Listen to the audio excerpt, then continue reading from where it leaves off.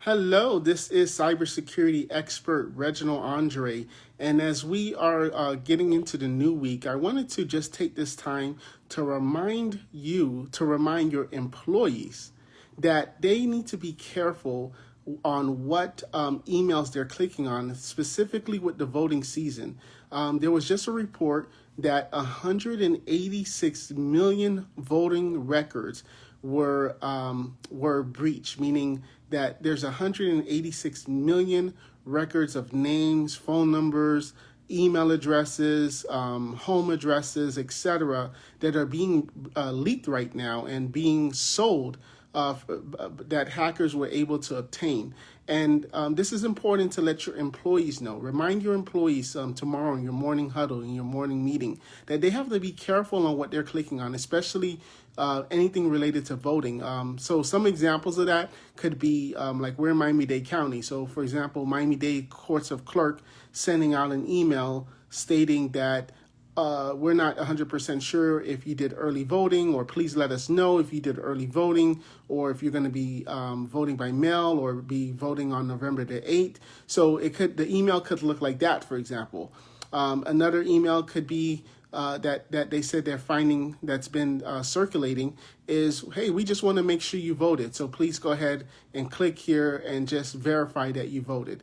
And then from there, they want to know the name, their birth date, their phone number, even their social security. So all of these things are business related, and you want to remind your employees that, especially on business email addresses, because I mean, who registers anything with anything personal with their business email? So you want to remind your employees to be careful not to click on any voter-related information, because that information is being sold right now. And one example I can prove to you that your information is being sold right now is, have you been getting a lot of text messages about voting or anything related to campaign, and you're wondering to yourself, how in the heck did they get my phone number?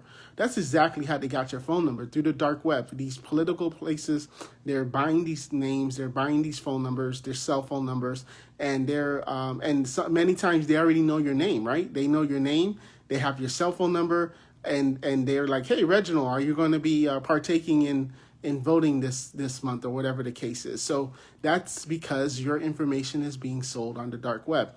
And on the extreme side, what's happening is these hackers, when they're sending these emails to your employees, they're trying to have that employee log in using a Microsoft 365 login, or using a Gmail login, hoping that employee is gullible enough to put in the username and password so that they can steal that information.